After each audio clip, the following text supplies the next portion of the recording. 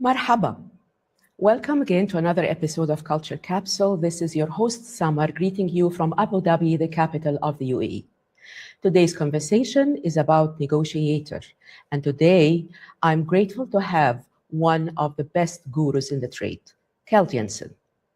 What I value in Jensen's work is his practical recognition that negotiation goes beyond tools and outcomes. Actually, he thinks that it is about a mindset that leads to trust, successful relationship. Who is Keld Jensen?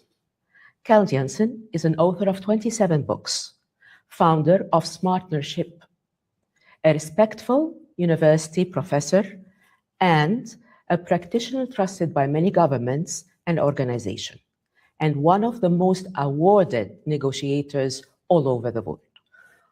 Welcome, Keld Jensen, to Culture Capsule. Thank you so much for having me. Thank you. So, since you wrote your first book in 1998, you went on writing 26 more books published in 38 countries. That is an outstanding commitment. So can you please share with me, how did you manage to keep on the creativity, the focus, the hard work, the learnings, the research? Let me put it in your own terminology. How did you negotiate yourself in this kind of discipline? Yeah, that's a great question. I know it sounds a bit corny, but I actually wake up every morning without a job. I wake up with a mission because I truly believe that we need to negotiate better in the world. I think every day, especially these days as well, shows us that we're actually not very good at it. You know, every conflict comes from a bad negotiation. Every conflict ends with a negotiation. And it seems to me, both in the commercial world and in geopolitics, that we lack negotiation skills. What is interesting to me, having done a lot of research, and I'm very focused on research, I'm a bit nerdy that way, because I think that we have to separate opinions and facts. And there's a lot of opinions about negotiation, and sometimes we lack facts. So I'm knee deep into research. And one of the things that I learned is that we haven't really changed the way we negotiate since 1700. So that means we're basically sitting negotiating the same way as we did back then. So sorry for the long answer. So the reason I'm motivated to keep doing it is because I think there's room for improvement. I think we can do so much better. And there's so many angles into negotiations. So that's probably why I can keep doing it. Keld, have you been working on two projects in the same time? Like, have you ever worked? I mean, let's do the math. 27 books. It's 2026. So have you ever worked on two books in the same time? Yes, I have. Now the funny thing is that almost every time after I finish a project, I'm thinking, that's it. You know, there can't really be any more to write about. I was seriously thinking that after I did the last one, The Element of Negotiation, that came out 2 years ago. But then AI popped up, and AI to negotiation is basically what electricity is to humankind. It will create a real revolution, and not only in the world, but certainly in negotiation as well. So that obviously urged me to do another book. I'm talking about AI in negotiation that was just released a couple of months ago. So writing books about negotiation is definitely different than writing a novel. So how can you keep the inspiration and the information going with the fast development on that's happening on the trade? Is it what is your secret?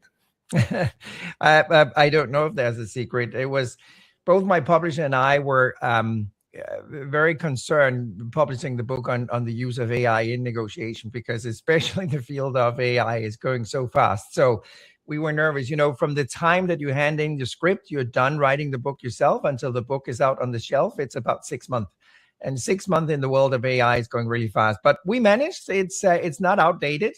It's still usable. So I think it's a little bit about trying to predict what's going to happen. And in all fairness, technology moves fast, but people don't move as fast as that. I mean, changing behaviors changing the way we do things, that's a change of that kind is not happening overnight. That takes a long time. Well, keep that thought, because I'm going to share that book that I've been reading and finished gratefully.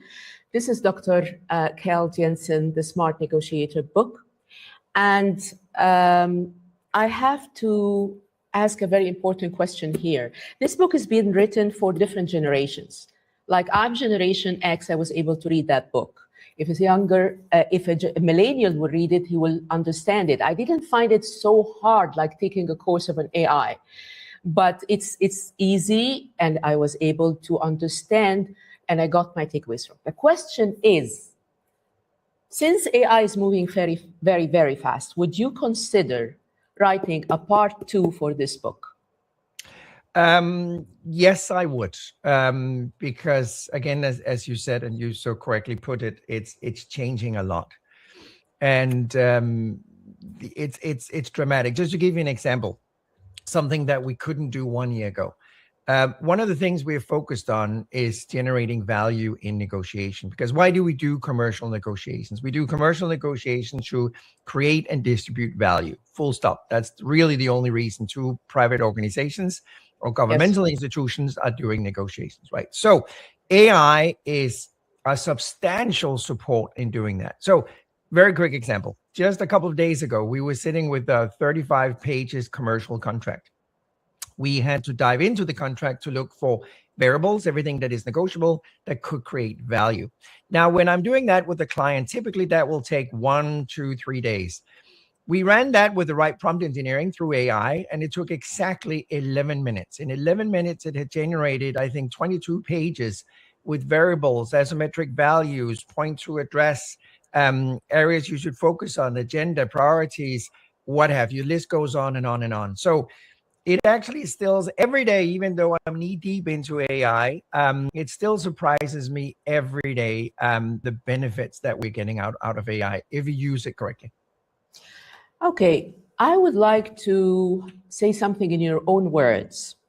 While negotiators can turn to use AI, AI cannot replace negotiators. What will always remain, Dr. Keld Jensen, important and human and irreplaceable? I think one thing we also have to remember is that all business is human. And what do I mean by that quote? It's always people doing business with people, right? You know, I laugh when I read Washington Post or New York Times or Financial Times or what have you, and it says that company A did a deal with company B.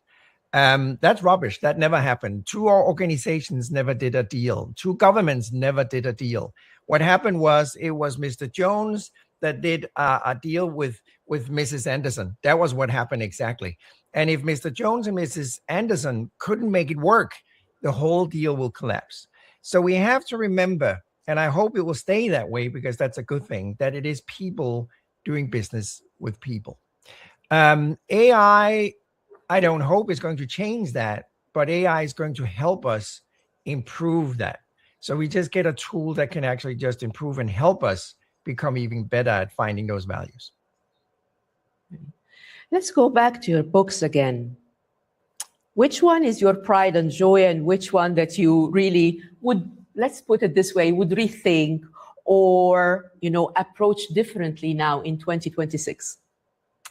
Well, that's a great question. You know, I'm very self-critic. So every time I finish the book, I'm often thinking that could have been done so much better. It could have been done differently. I should have changed that chapter into something else. I think I often do it. So my favorite tend to be the last one.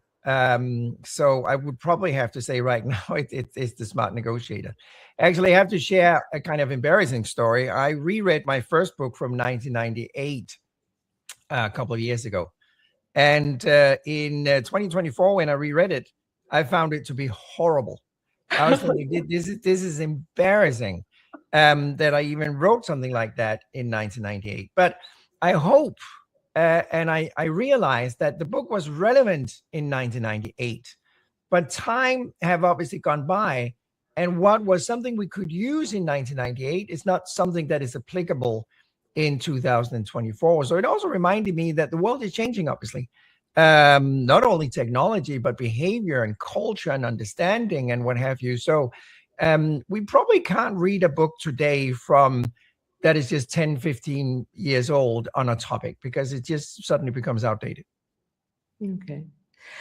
There are many different types of and paradigms of negotiations: hosted negotiation, commercial, military, industrial, and much more. What I've mentioned for our region, for the GCC, do we need talent first, or talent and skill, or a bit of both? Arabs know that they love to negotiate. So how would it be working or cooking in that department for expats coming to the GCC to negotiate? Do they have trainers who are from an Arabic origin, or do you learn it? Does it take more time? What do you think? I think you had a couple of questions in there. Correct. And let me start with the first one. You said Arabs love to negotiate. That's however, having said that, I was actually just on a tour visiting Qatar and Dubai and Riyadh. And the message I got from everybody I met was, we have to improve our capability in negotiations. There was a general belief, and it's not based on research, it was just based on my personal meetings with a lot of high-ranking officers from different organizations, that they feel they've been too concessional for years. And concessional is not a good thing in negotiation, because that means you're giving something away without getting something back. So I think there's a realization that they can improve their negotiation skills in general. Now, I want to add another question, or answer to your question. That is, there's a big difference between negotiation and hassle, how we actually conduct negotiations. And negotiation skills is a skill. It requires an education. It's not something we automatically do. If I should take a step back, I came into the world of negotiation because I was unconsciously incompetent in negotiating, in negotiations. I didn't know what I didn't know. I was in the tech industry back then. I was the CEO of a public company, and I thought I was a great negotiator. And then I brought in an advisor that I teamed up with later on, that in less than 120 minutes moved me from being unconsciously incompetent to consciously incompetent. And that's horrible. That's a wake-up call, because you just suddenly realized you are not really good at something that you thought you were good at. So that made me realize I was probably not the only one that was not very good at something you thought you were good at. And back to the Middle East, I think that there's a love of negotiation, which is a good thing, but there might be a lack of knowledge on how to do it properly. And what is also interesting when you look at the region, there's actually not been that much education, training, and development of competence in negotiation, if you, for instance, compare it to here in the US. So there's a huge difference in how that education is looking, and what kind of capability the negotiators actually been given. As you've mentioned, there is haggling, and there's also Arabs like to have a good deal. So take two for the price of one, or buy something, and then as you're about to pay, you decide that you're going to buy another one. So now what price you're going to give me? Expats need to understand exactly this section, which is, there is a big difference between negotiation and the joy of haggling in the Arab world. Okay, Keld, what need to change to see more women at the negotiation table? That's one of my favorite topics. And the reason I'm mentioning that is that research has shown that when we compare the genders, women, I'm generalizing obviously, but women have a tendency to be better negotiators than men.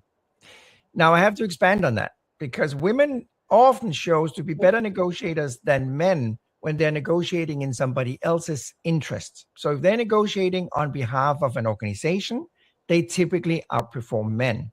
However, and here's an important however, when women are negotiating in their own interest, they are often underperforming compared to men.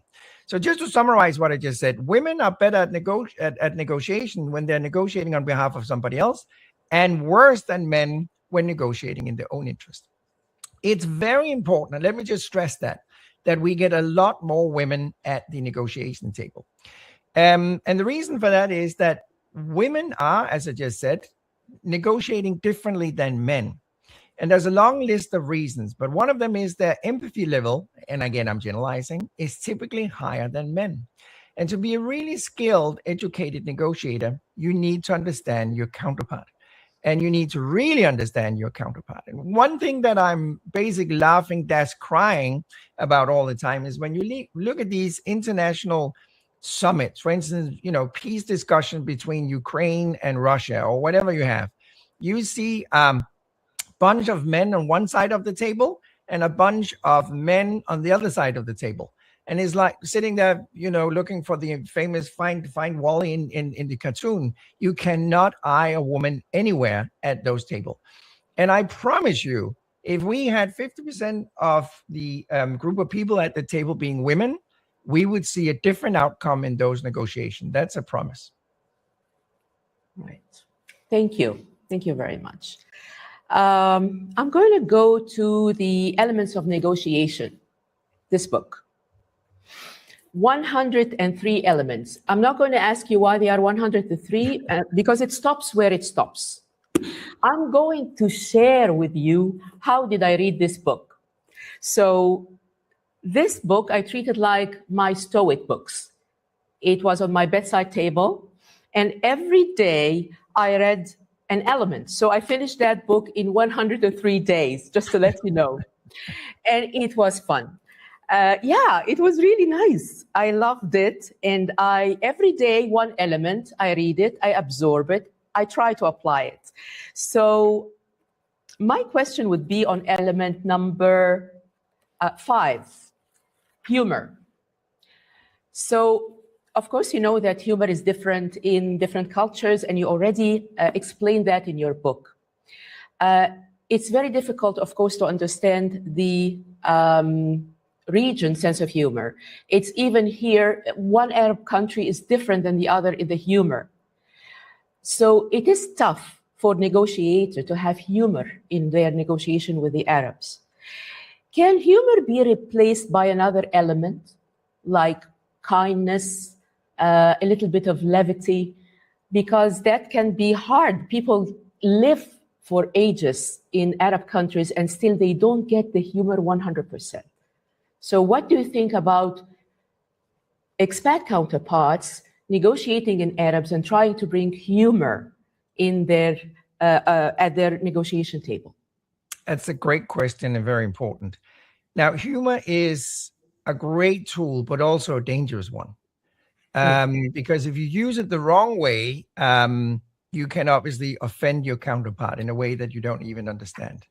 So using humor is something I recommend, but it's also something that I warn against because you have to be careful when and how you use it. Back to your question, what can we replace?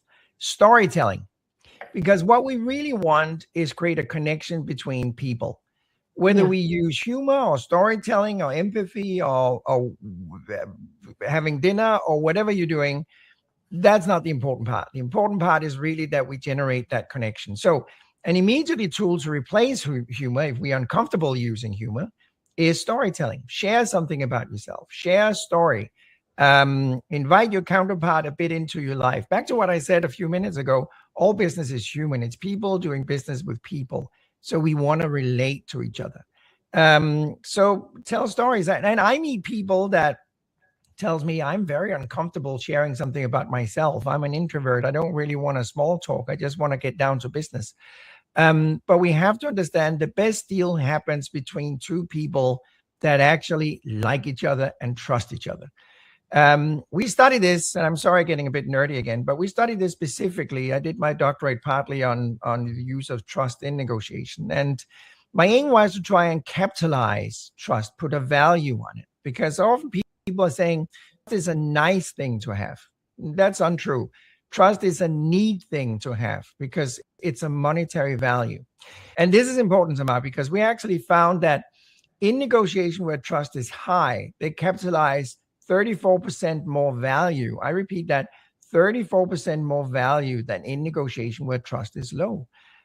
So we can read trust on the bottom line. It's that simple. Wow. Okay, same book, element number 67, emotional intelligence, my favorite. Mm-hmm.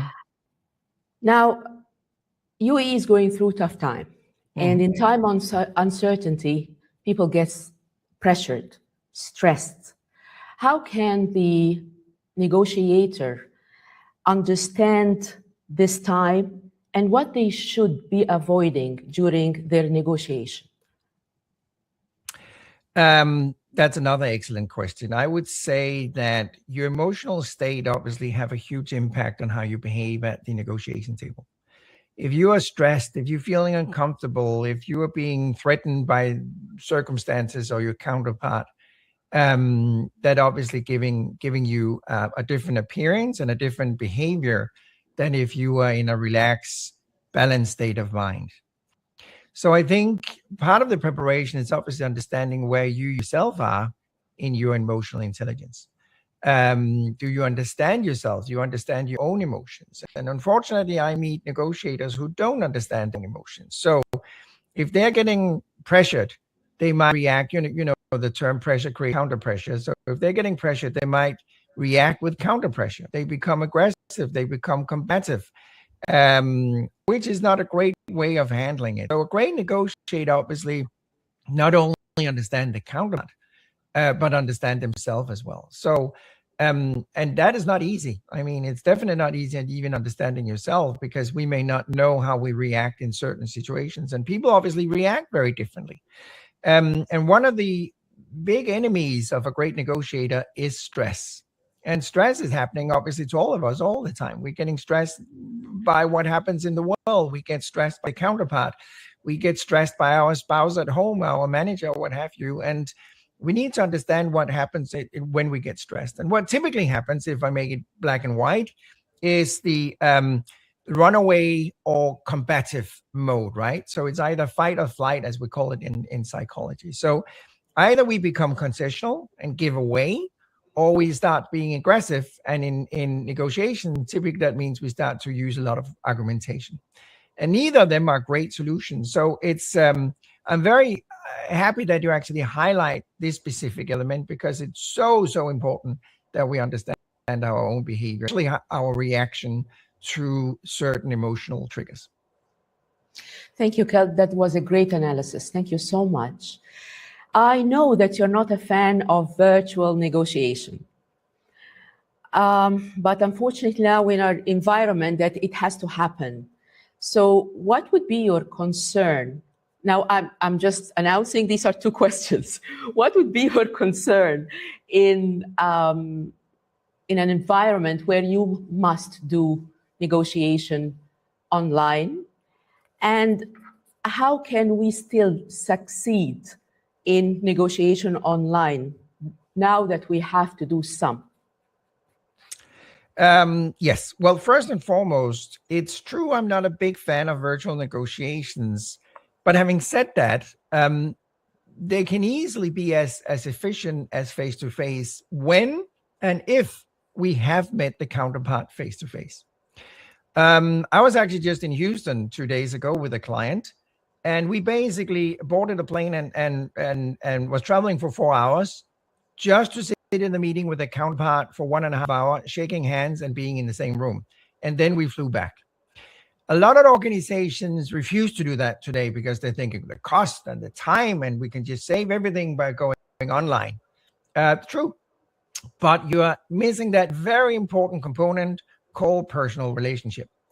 Because on a virtual call, you don't get that relationship when you just sit in the same room, you have a cup of coffee together, you chit-chat. And I don't know if you noticed that, Samar, but the level of small talk increases a lot more when we meet face-to-face compared to a virtual gathering. And back to what we just talked about, all business is people. It's people doing business with people. So we want to create that relationship. We want to create trust. And that is just done so much better when we shake hands and look each other in the eyes and sit in the same room. So that's why I often encourage my client to make that investment, both in time and money, and go and see somebody. Now, after that first step, we can easily conduct a lot of negotiation virtually. I even encourage that. I mean, there's no need to fly back and forth every time we need to meet up. But I would encourage and emphasize the importance of, in the beginning, sit down, meet people personally, face to face. Thank you. Keld, true or false? Keld Jensen performs best when he's not prepared. No, that's false.